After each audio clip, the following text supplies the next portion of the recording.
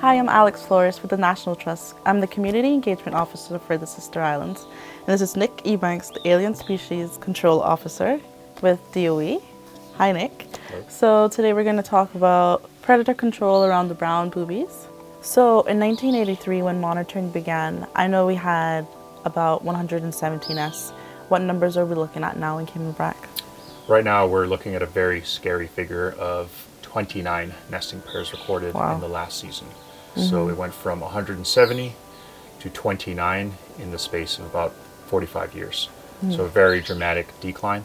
So the Cayman Brac bluey birds are threatened and are at risk of becoming locally extinct. What are some reasons that this is happening? It's a number of contributing factors. The collection of booby eggs might have started the decline in boobies, but we see that really steep decline starting about 1980 or so. And that comes with other compounding effects, such as development and the introduction of invasive predatory animals. Feral cats, rodents predate on the fledglings or the chicks, or eat the eggs as well. On top of that, we do have a change to our climate and the warming of ocean waters. So that puts stresses on fish stocks, and that is their food. That is what they're feeding to the chicks and the fledglings. So without food, you won't have those fledglings get to breeding or independent age where they're able to function on their own. Because we have multiple contributing factors to the brown booby population declining, we have to address whatever is in our control. Exactly. And through the efforts of Department of Environment, National Trust, RSPB, and the Darwin Initiative, we have been tackling it from a predatory animal control effort through the culling of invasive feral cats and through rodent control, primarily at the Lighthouse location, where we have a number of brown booby nests. This is an area where there is no development and there is some human interaction through tourism. So a lot of those other contributing factors are not present in these locations, and we have had events of predation and chick loss through invasive feral animals. So expanding on that, you've been doing this control around those sites. Have you actually seen any evidence of feral cats attacking the nests and devastating the parent dynamic? We have evidence of a brown booby parent that was predated upon by a feral cat. It takes both parents to raise it all the way to term. So essentially, you do not need to take out both parents in order for the young to not survive. You only need to take out one, because they cannot do both jobs by themselves. So usually when one parent survives, the other parent will very likely abandon the nest, and then the chick will not make it.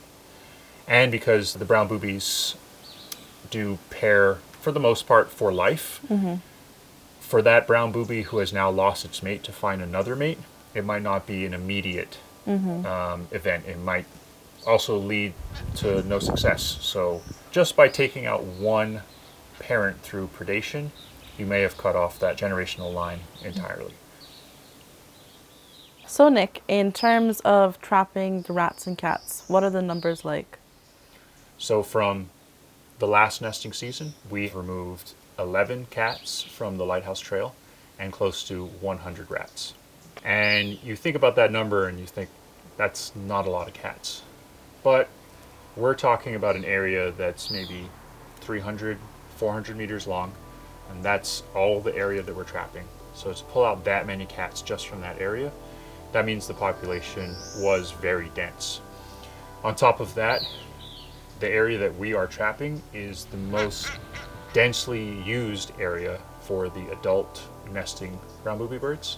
So to have that many cats in that one area, you can see by the numbers the pressure that such a quote-unquote small amount of cats is putting on the population there. In the 2021 and 2022 season, we had 25 nesting attempts, yet we only had 2 chicks fledge all the way to independence. Whereas last year, which was the first year that we started doing invasive species control, we only had 10 nesting attempts, yet we had 7 chicks go all the way to independent subadults. So we actually had a 76% uptick in the amount of Wow. brown booby fledglings that made it to an independent, self-sustaining level. And of course, anecdotally, from what we're hearing from people on the trail, they're seeing a lot more ground birds, they're seeing a lot more reptiles, they're seeing a lot more frogs, snakes, all the stuff that you kind of want to see when you're out on the trails. So that explains why your work that you're doing by the lighthouse and on the south side is so important. Absolutely. Without this happening, we're talking about 29 nesting pairs of brown boobies that were noted in the previous season. And every single year, it is declining. So very likely, if we didn't do anything last year, that population would be down to lower numbers. And possibly next year, we would see even lower numbers. And who knows if it would have lasted another 3 to 5 years. Considering the many threats facing Cayman's native brown booby population, we must consistently work as many avenues as we can to increase the chances of successful population recovery. This work is clearly giving our youngest brown boobies the head start they need to hopefully make it through the next few years to start having families of their own. But to truly give our brown boobies the best chance of recovering the population, we must protect their nesting habitats from human disturbances, protect their nests from invasive species like feral cats and rats, and do everything we can to take care of the land and seas around us so they can live and grow in a healthy, thriving environment.